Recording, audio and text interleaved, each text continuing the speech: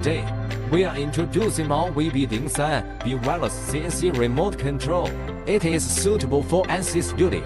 This is the receiver. This is the remote control and the product operation guide. This is a display screen that can show information, such as the coordinates of the machine tool. This is the cancel button, confirm, stop, power switch, start pause, breakpoint continuation, tool setting return to safety point, continuous movement, workpiece origin, spindle, mechanical origin, continuous movement, axis selection X, Y, Z. After selecting, shake the encoder to set a feed rate. Here are different gears for choosing different distances. This is the coordinate value head. Clear the workpiece coordinate.